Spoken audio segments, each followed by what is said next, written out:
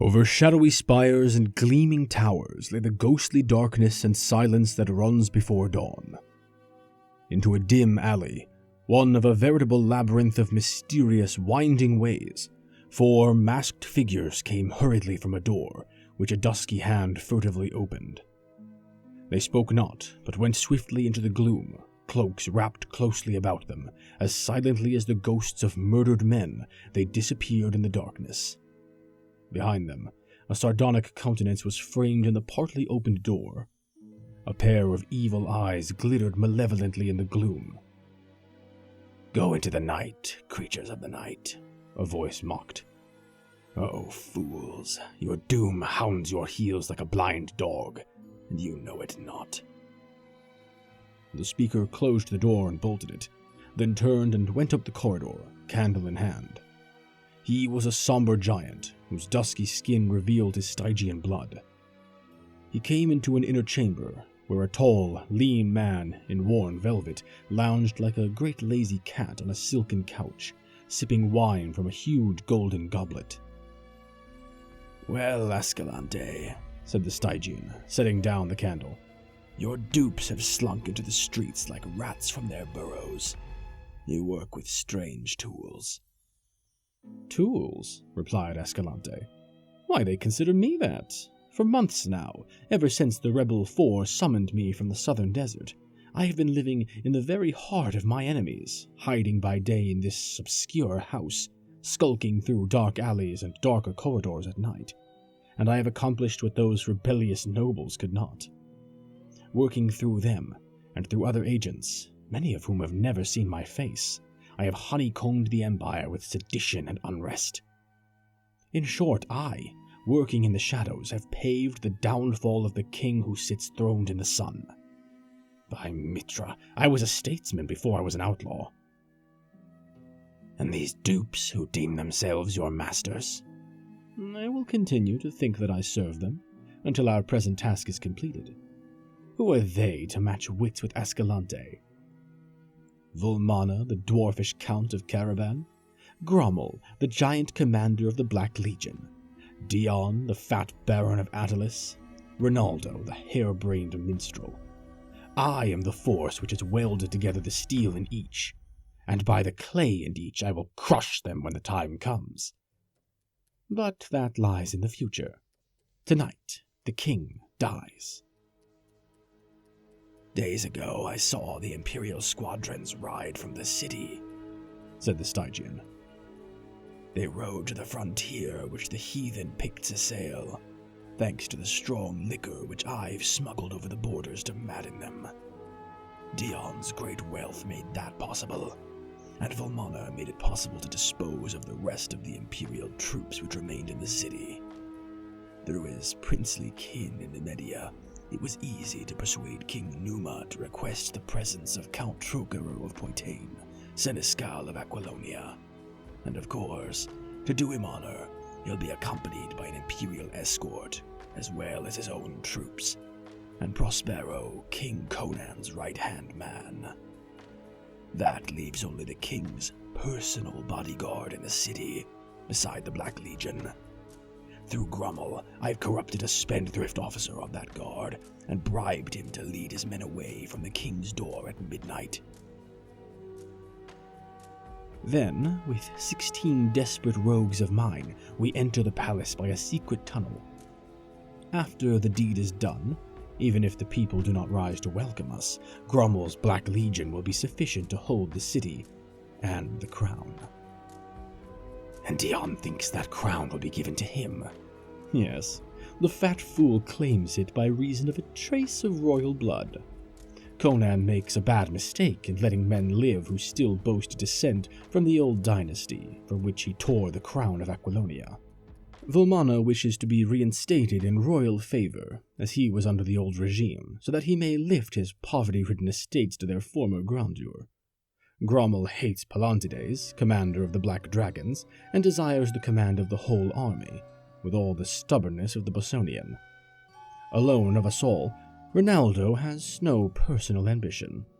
He sees in Conan a red-handed, rough-footed barbarian, who came out of the north to plunder a civilized land. He idealizes the king whom Conan killed to get the crown, remembering only that he occasionally patronized the arts, and forgetting the evils of his reign, and he is making the people forget. Already they openly sing the Lament for the King, in which Ronaldo lauds the sainted villain and denounces Conan as that black-hearted savage from the abyss. Conan laughs, but the people snarl. Why does he hate Conan? Poets always hate those in power. To them, perfection is always just behind the last corner, or beyond the next. They escape the present in dreams of the past and future. Ronaldo is a flaming torch of idealism, rising, as he thinks, to overthrow a tyrant and liberate the people. As for me, well, a few months ago I had lost all ambition but to raid the caravans for the rest of my life. Now, old dreams stir. Conan will die. Dion will mount the throne. Then he too will die. One by one, all who oppose me will die. By fire or steel or those deadly wines you know so well how to brew. Ascalante, King of Aquilonia. How like you the sound of it? The Stygian shrugged his broad shoulders. There was a time, he said with unconcealed bitterness, when I too had my ambitions, beside which yours seemed tawdry and childish. To what a state I have fallen! My old-time peers and rivals would stare indeed could they see Thoth-Amon of the Ring serving as the slave of an outlander, and an outlaw at that, and aiding in the petty ambitions of barons and kings. You laid your trust in magic and mummery, answered Ascalante carelessly. I trust my wits and my sword. Wits and swords are as straws against the wisdom of the darkness, growled the Stygian, his dark eyes flickering with menacing lights and shadows. Had I not lost the ring, our positions might be reversed. Nevertheless, answered the outlaw impatiently, you wear the stripes of my whip on your back, and are likely to continue to wear them. Be not so sure! The fiendish hatred of the Stygian glittered for an instant redly in his eyes. Someday, somehow, I will find the ring again, and when I do, by the serpent fangs of Set, you shall pay. The hot-tempered Aquilonian started up and struck him heavily across the mouth. Thoth reeled back, blood starting from his lips. You grow overbold, dog, growled the outlaw. Have a care. I am still your master, who knows your dark secret. Go upon the housetops and shout that Ascalante is in the city, plotting against the king. If you dare. I dare not, muttered the Stygian, wiping the blood from his lips. No, you do not dare, Ascalante grinned bleakly. For if I die by your stealth or your treachery, a hermit priest in the southern desert will know of it, and will break the seal of a manuscript I left in his hands. And having read, a word will be whispered in Stygia, and a wind will creep up from the south by midnight. And where will you hide your head, Thoth-Amon? The slave shuddered, and his dusky face went ashen. Enough, Ascalante changed his tone peremptorily. I have work for you. I do not trust Dion. I bade him ride to his country estate and remain there until the work tonight is done. The fat fool could never conceal his nervousness before the king today. Ride after him, and if you do not overtake him on the road, proceed to his estate, and remain with him until we send for him. Don't let him out of your sight. He is mazed with fear and might bolt, might even rush to Conan in a panic and reveal the whole plot, hoping to save his own hide. Go. The slave bowed, hiding the hate in his eyes, and did as he was bidden. Ascalante turned again to his wine. Over the jeweled spires was rising a dawn, crimson as blood.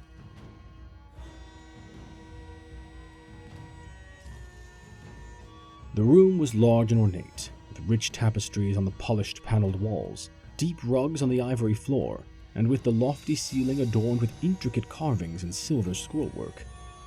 Behind an ivory, golden-laid writing table sat a man whose broad shoulders and sun-browned skin seemed out of place among those luxuriant surroundings. He seemed more a part of the sun and winds and high places of the Outlands. His slightest movement spoke of steel spring muscles knit to a keen brain with the coordination of a born fighting man. There was nothing deliberate or measured about his actions. Either he was perfectly at rest, still as a bronze statue, or else he was in motion, not with the jerky quickness of over-tense nerves, but with a cat-like speed that blurred the sight which tried to follow him. His garments were of rich fabric, but simply made. He wore no ring or ornaments, and his square-cut black mane was confined merely by a cloth of silver band above his head. Now he laid down the golden stylus with which he had been laboriously scrawling on waxed papyrus, rested his chin on his fist, and fixed his smoldering blue eyes enviously on the man who stood before him. This person was occupied in his own affairs at the moment, for he was taking up the laces of his gold-chased armor and abstractedly whistling, a rather unconventional performance, considering that he was in the presence of a king. "Prospero," said the man at the table, "these matters of statecraft weary me as all the fighting I have done never did." "All part of the game, Conan," answered the dark-eyed Poitanian. "You are king, and must play the part." "I wish I might ride with you to Nemedia," said Conan, enviously. "It seems ages since I had a horse between my knees. But Publius says that affairs in the city require my presence. Curse him. When I overthrew the old dynasty," he continued, speaking with the easy familiarity which existed only between the Poitanian and himself, "it was easy enough, though it seemed bitter work at the time. Looking back now over the wild path I followed, all those days of toil, intrigue, slaughter, and tribulation seem like a dream." "I did not dream far enough, Prospero. When King Numenides lay dead at my feet and I tore the crown from his gory head and set it on my own, I had reached the ultimate border of my dreams. I had prepared myself to take the crown, not to hold it. In the old free days, all I wanted was a sharp sword and a straight path to my enemies. Now no paths are straight, and my sword is useless. When I overthrew Numenides, then I was the liberator. Now they spit at my shadow. They have put a statue of that swine in the temple of Mitra, and people go and wail before it, hailing it as a holy effigy of a saintly monarch who was done to death by a red-handed barbarian. When I led her armies to victory as a mercenary, Aquilonia overlooked the fact that I was a foreigner, but now she cannot forgive me. Now in Mitra's temple there comes to burn incense to Numenides' memory, men whom his hangmen maimed and blinded, men whose sons died in his dungeons, whose wives and daughters were dragged into his seraglio. The fickle fools. "Rinaldo is largely responsible," answered Prospero, drawing up his sword belt another notch. "He sings songs that make men mad. Hang him in his jester's garb to the highest tower in the city. Let him make rhymes for the vultures." Conan shook his lion head. "No, Prospero, he's beyond my reach. A great poet is greater than any king. His songs are mightier than my scepter, for he has near ripped the heart from my breast when he chose to sing for me. I shall die and be forgotten, but Rinaldo's songs will live forever." "No, Prospero," the king continued, a somber look of doubt shadowing his eyes. "There is something hidden, some undercurrent of which we are not aware. I sense it, as in my youth I sensed the tiger hidden in the tall grass. There is a nameless unrest throughout the kingdom. I am like a hunter who crouches by his small fire amid the forest and hears stealthy feet padding in the darkness, and almost sees the glimmer of burning eyes. If I could but come to grips with something tangible that I could cleave with my sword. I tell you, it's not by chance that the Picts have of late so fiercely assailed the frontiers, so that the Bosonians have called for aid to beat them back. I should have ridden with the troops." "Publius feared a plot to trap and slay you beyond the frontier," replied Prospero, smoothing his silken surcoat over his shining mail, and admiring his tall, lithe figure in the silver mirror. "That's why he urged you to remain in the city. These doubts are born of your barbarian instincts. Let the people snarl. The mercenaries are ours, and the black dragons, and every rogue in Poitain swears by you. Your only danger is assassination, and that's impossible, with men of Imperial troops guarding you day and night. What are you working at there?" "A map," Conan answered with pride. "The maps of the court show well the countries of south, east, and west, but in the north they are vague and faulty. I am adding the northern lands myself. Here is Cimmeria, where I was born, and Asgard and Vanaheim." Prospero scanned the map. "By Mitra, I had almost believed those countries to have been fabulous." Conan grinned savagely, involuntarily touching the scars on his dark face. "You would known otherwise had you spent your youth on the northern frontiers of Cimmeria. Asgard lies to the north and Vanaheim to the northwest of Cimmeria, and there is continual war along the borders." "What manner of men are these northern folk?" asked Prospero. "Tall and fair and blue-eyed. Their god is Ymir, the frost giant, and each tribe has its own king. They are wayward and fierce. They fight all day and drink ale and roar their wild songs all night." "And I think you are like them," laughed Prospero. "You laugh greatly, drink deep, and bellow good songs. Though I never saw another Cimmerian who drank aught but water, or who ever laughed or ever sang save to chant dismal dirges." "Perhaps it's the land they live in," answered the king. "A gloomier land never was. All of hills, darkly wooded, under skies nearly always grey, with winds moaning drearily down the valleys." "Little wonder men grow moody there," quoth Prospero, with a shrug of his shoulders, thinking of the smiling, sun-washed plains and blue, lazy rivers of Poitain, Aquilonia's southernmost province. "They have no hope here or hereafter," answered Conan. "Their gods are Crom and his dark race, who rule over a sunless place of everlasting mist, which is the world of the dead. Mitra, the ways of the Aesir were more to my liking." "Well," grinned Prospero, "the dark hills of Cimmeria are far behind you. And now I go. I'll quaff a goblet of white Nemedian wine for you at Numa's court." "Good," grunted the king. "But kiss Numa's dancing girls for yourself only, lest you involve the states." His gusty laughter followed Prospero out of the chamber.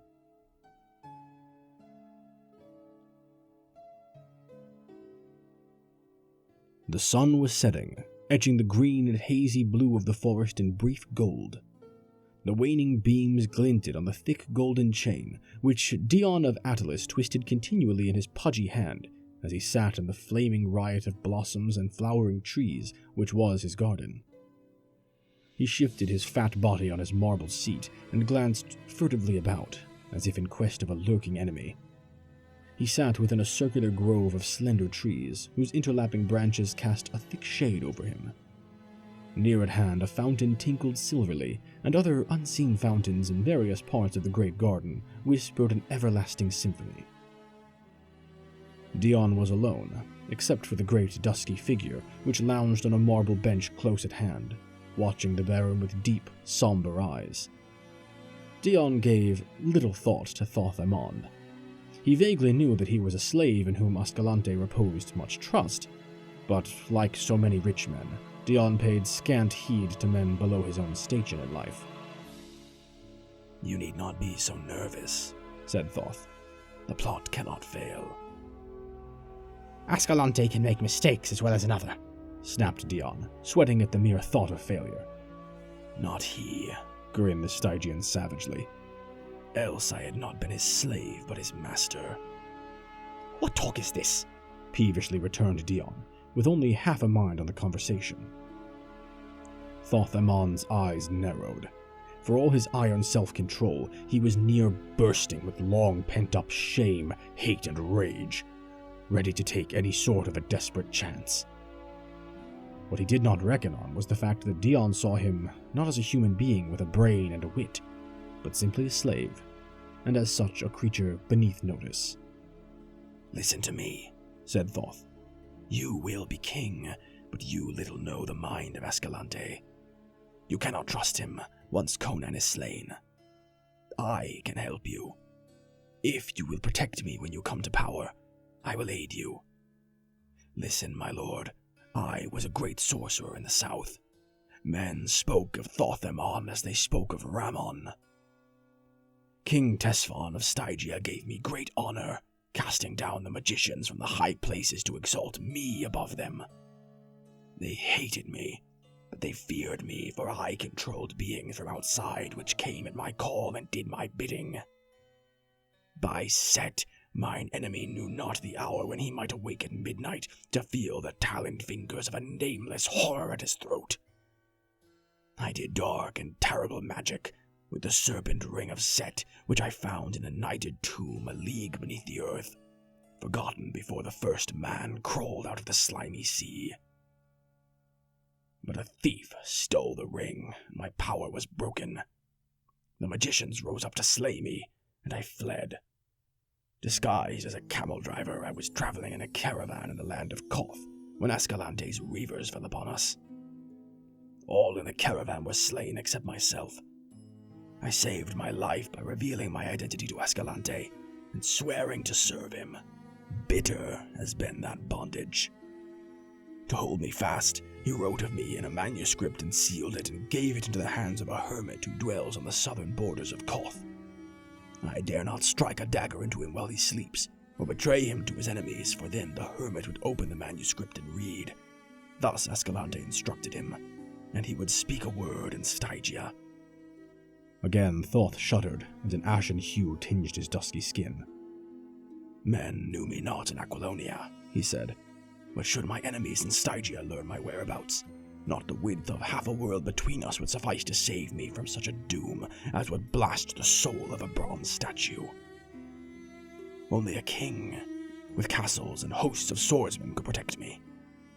So I have told you my secret, and urge that you make a pact with me. I can aid you with my wisdom, and you can protect me, and someday I will find the ring. Ring? Ring?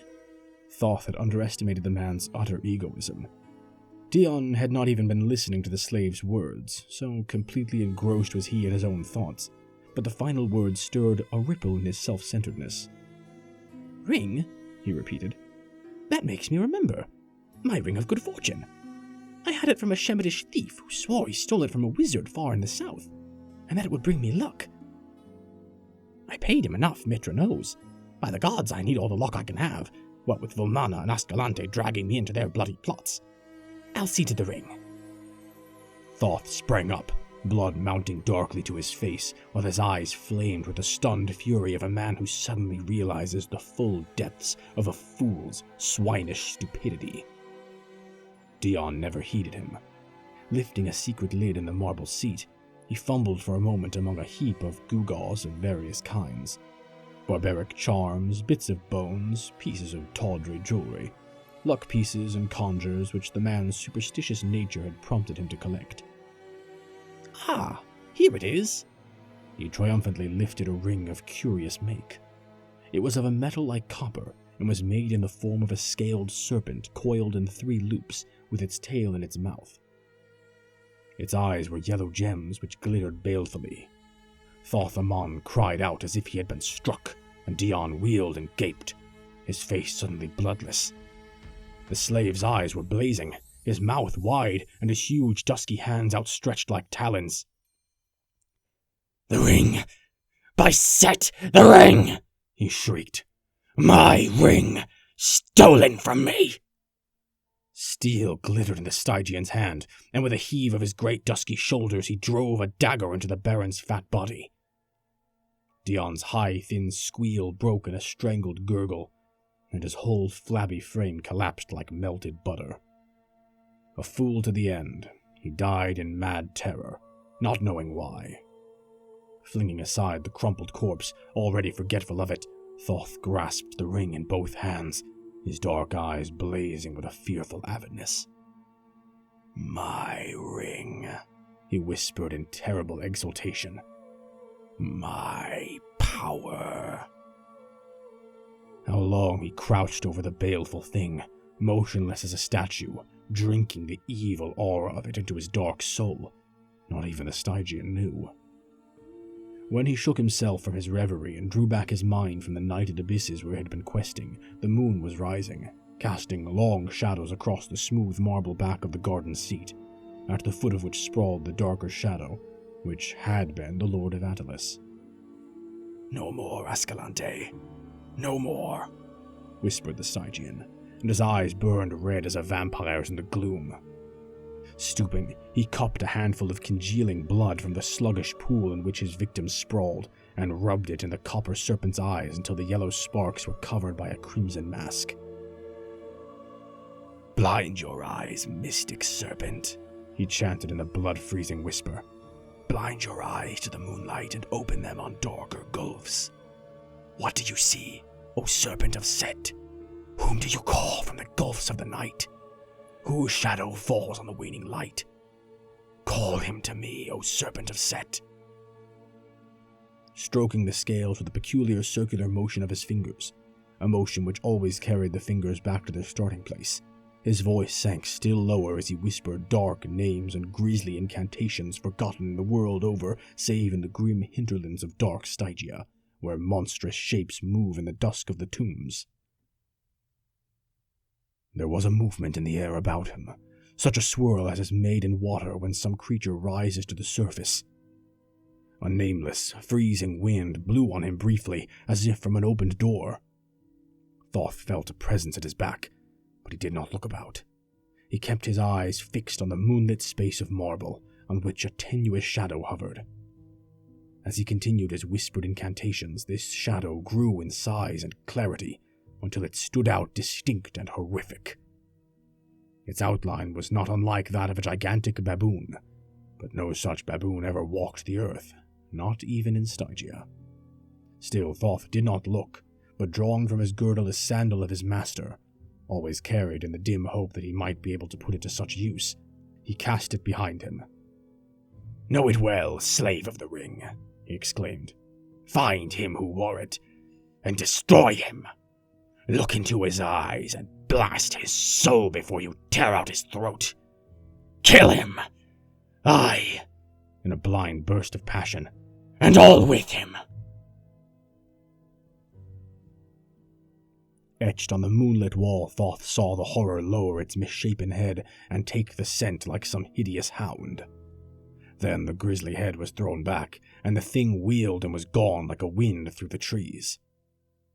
Stygian flung up his arms in maddened exultation, and his teeth and eyes gleamed in the moonlight. A soldier on guard without the walls yelled in startled horror, as a great loping black shadow with flaming eyes cleared the wall and swept by him with a swirling rush of wind. But it was gone, so swiftly that the bewildered warrior was left wondering whether it had been a dream or a hallucination.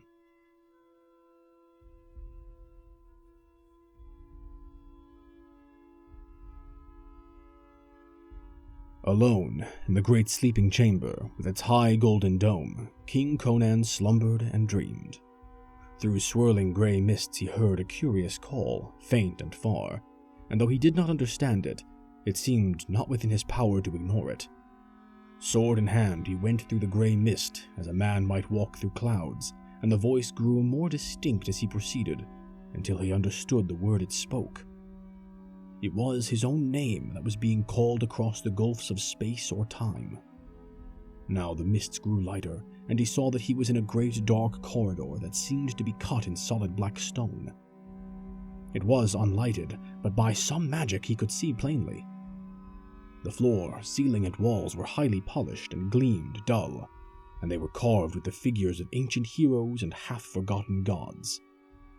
He shuddered to see the vast shadowy outlines of the nameless Old Ones, and he knew somehow that mortal feet had not traversed the corridor for centuries. He came upon a wide stair carved in the solid rock, and the sides of the shaft were adorned with esoteric symbols so ancient and horrific that King Conan's skin crawled. The steps were carven each with the abhorrent figure of the old serpent, Set, so that at each step he planted his heel on the head of the snake, as it was intended from old times. But he was nonetheless at ease for all that. But the voice called him on, and at last in darkness that would have been impenetrable to his material eyes, he came into a strange crypt, and saw a vague white-bearded figure sitting on a tomb. Conan's hair rose up, and he grasped his sword, but the figure spoke in sepulchral tones. "O man, do you know me?" "Not I, by Crom," swore the king. "Man," said the ancient, "I am Epimetheus." But Epimetheus the sage has been dead for 1,500 years, stammered Conan. "Hearken," spoke the other commandingly. "As a pebble cast into a dark lake sends ripples to the further shores, happenings in the unseen world have broken like waves on my slumber. I have marked you well, Conan of Cimmeria, and the stamp of mighty happenings and great deeds is upon you. But dooms are loose in the land, against which your sword cannot aid you." "You speak in riddles," said Conan uneasily. "Let me see my foe, and I'll cleave his skull to the teeth." "Loose your barbarian fury against your foes of flesh and of blood," answered the ancient. "It is not against men I must shield you. There are dark worlds barely guessed by man, wherein formless monsters stalk, fiends which may be drawn from the outer voids to take material shape, and rend and devour at the bidding of evil magicians. There is a serpent in your house, O king, an adder in your kingdom, come up from Stygia with the dark wisdom of the shadows in his murky soul. As a sleeping man dreams of the serpent which crawls near him, I have felt the foul presence of Set's neophyte. He is drunk with terrible power, and the blows he strikes at his enemy may well bring down the kingdom. I have called you to me to give you a weapon against him and his hellhound pack." But why?" bewilderedly asked Conan. "Men say you sleep in the black heart of Gulamira, whence you send forth your ghost on unseen wings to aid Aquilonia in times of need, but I am an outlander, and a barbarian." "Peace!" The ghostly tones reverberated through the great shadowy cavern. "Your destiny is one with Aquilonia. Gigantic happenings are forming in the web and the womb of fate, and a blood-mad sorcerer shall not stand in the path of imperial destiny. Ages ago, Set coiled about the world like a python about its prey. All my life, which was as the lives of 3 common men, I fought him. I drove him into the shadows of the mysterious south. But in dark Stygia, men still worship him, who to us is the archdemon. As I fought Set, I fight his worshippers and his votaries and his acolytes. Hold out your sword." Wondering, Conan did so, and on the great blade, close to the heavy silver guard, the ancient traced with a bony finger a strange symbol that glowed like white fire in the shadows. And on the instant crypt, tomb and ancient vanished, and Conan, bewildered, sprang from his couch in the great golden domed chamber. And as he stood, bewildered at the strangeness of his dream, he realized that he was gripping his sword in his hand, and his hair prickled at the nape of his neck, for on the broad blade was carven a symbol, the outline of a phoenix, and he remembered that on the tomb in the crypt he had seen what he had thought to be a similar figure, carven of stone. Now he wondered if it had been but a stone figure, and his skin crawled at the strangeness of it. Then, as he stood, a stealthy sound in the corridor outside brought him to life, and without stopping to investigate, he began to don his armor. Again, he was the barbarian, suspicious and alert as a grey wolf at bay.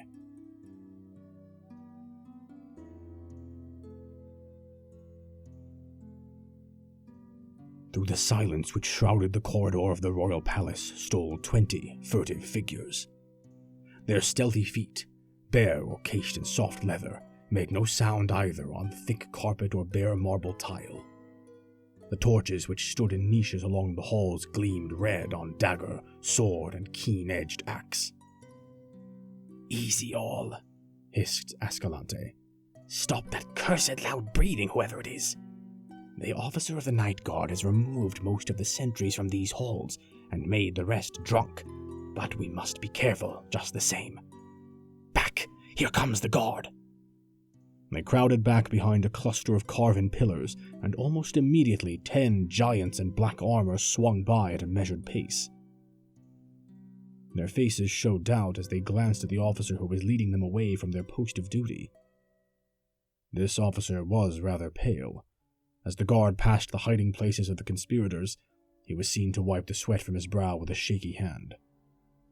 He was young, and this betrayal of a king did not come easily to him. He mentally cursed the vainglorious extravagance which had put him in debt to the moneylenders and made him a pawn of scheming politicians. The guardsmen clanked by and disappeared up the corridor.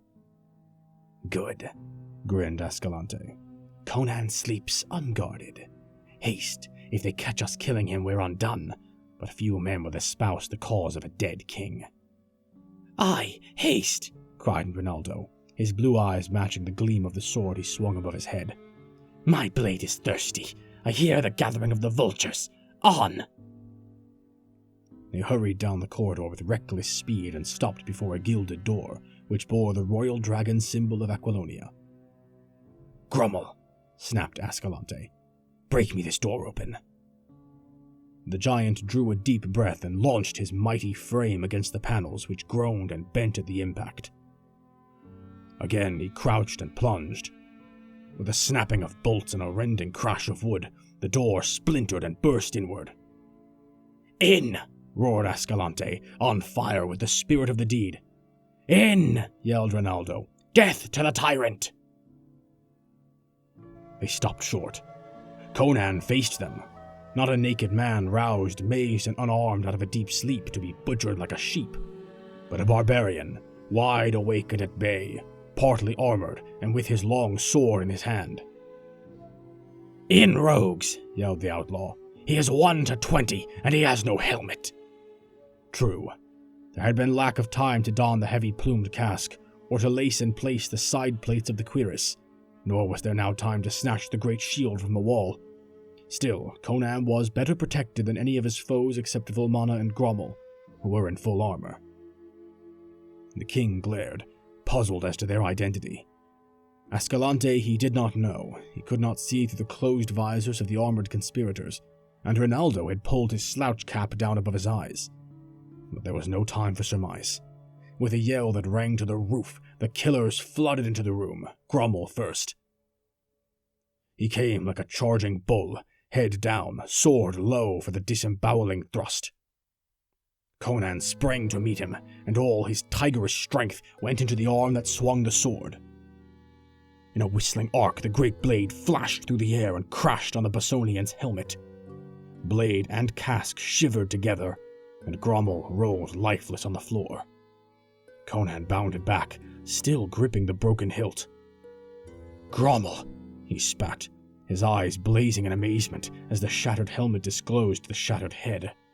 Then the rest of the pack were upon him. A dagger point raked along his ribs between breastplate and backplate.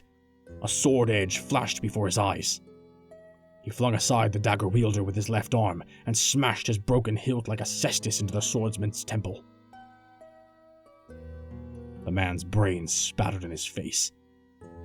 "Watch the door, 5 of you!" screamed Escalante, dancing about the edge of the singing steel whirlpool, for he feared that Conan might smash through their midst and escape.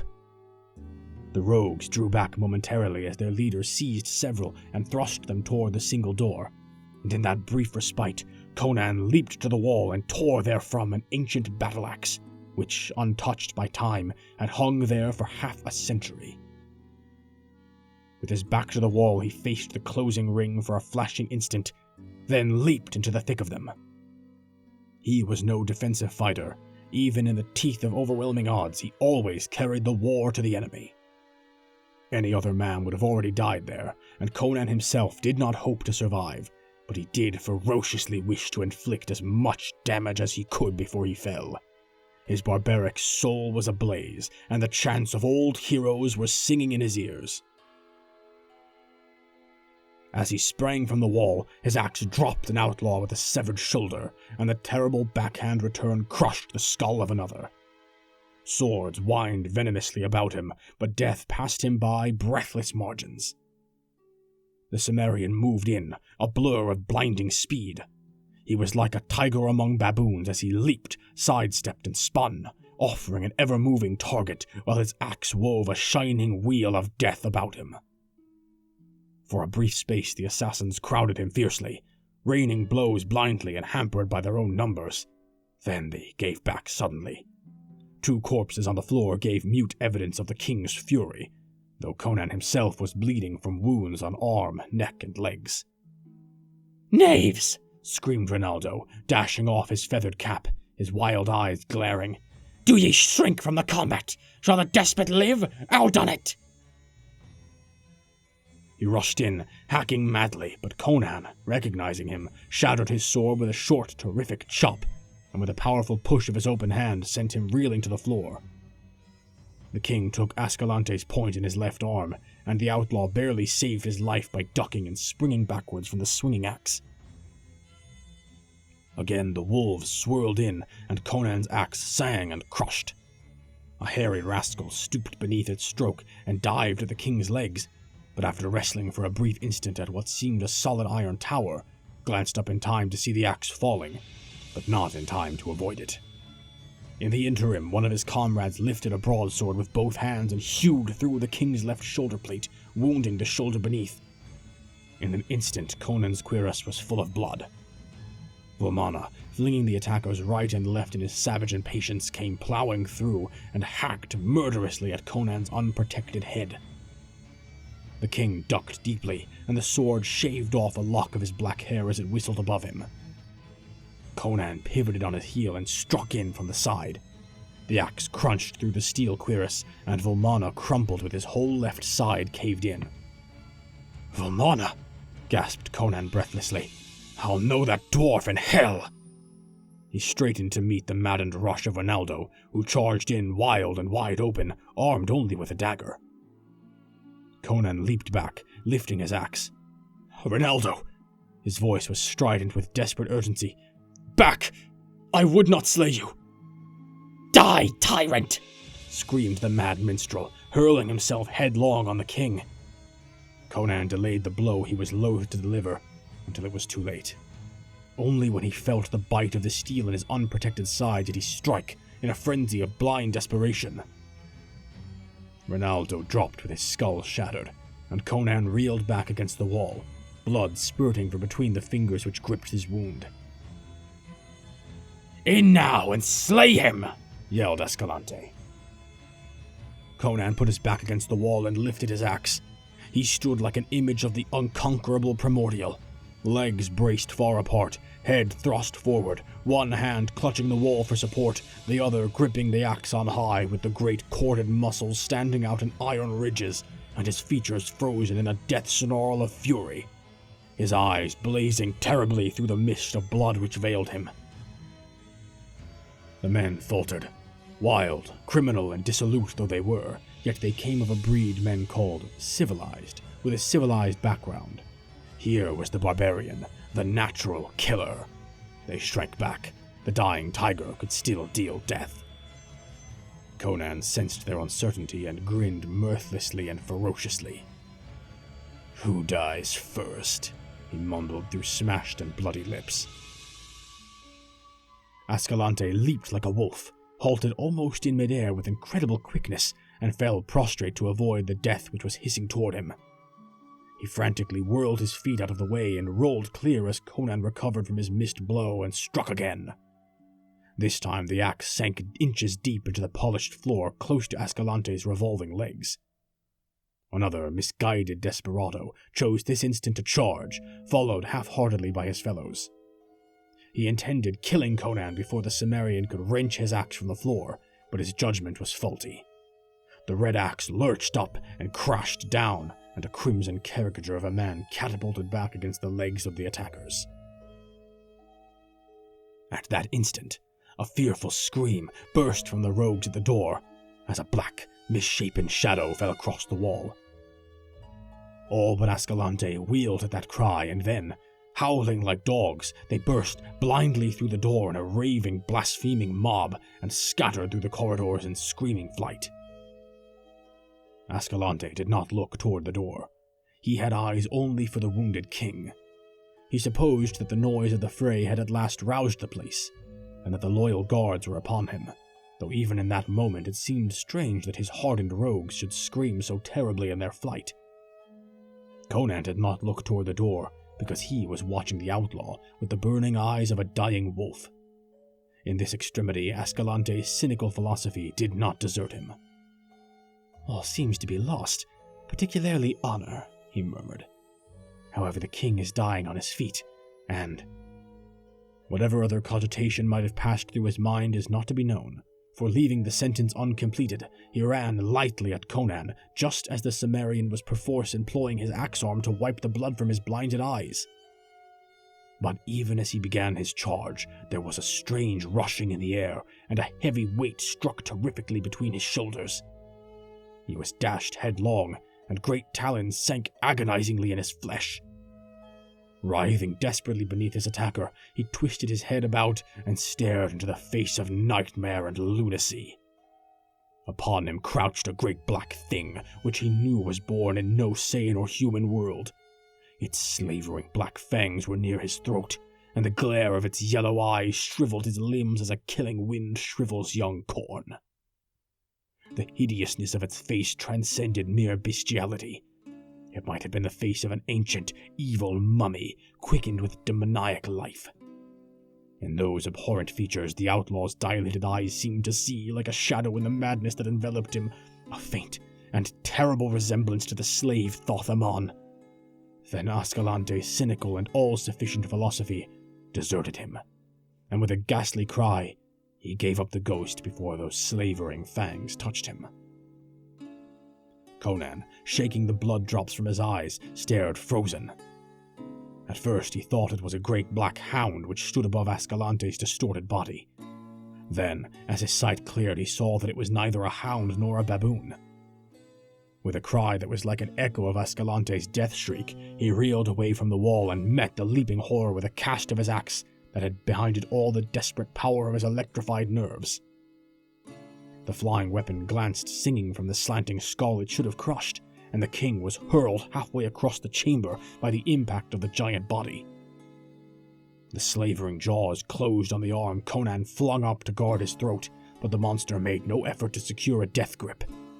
Over his mangled arm it glared fiendishly into the king's eyes, in which there began to be mirrored a likeness of the horror which stared from the dead eyes of Escalante. Conan felt his soul shrivel and begin to be drawn out of his body, to drown in the yellow wells of cosmic horror which glimmered spectrally in the formless chaos that was growing about him and engulfing all life and sanity. Those eyes grew and became gigantic, and in them the Cimmerian glimpsed the reality of all the abysmal and blasphemous horrors that lurk in the outer darkness of formless voids and nighted gulfs. He opened his bloody lips to shriek his hate and loathing, but only a dry rattle burst from his throat. But the horror that paralyzed and destroyed Escalante roused in the Cimmerian a frenzied fury akin to madness. With a volcanic wrench of his whole body, he plunged backward, heedless of the agony of his torn arm, dragging the monster bodily with him. And his outflung hand struck something his dazed fighting brain recognized as the hilt of his broken sword. Instinctively, he gripped it and struck with all the power of nerve and thew as a man stabs with a dagger. The broken blade sank deep, and Conan's arm was released as the abhorrent mouth gaped as in agony.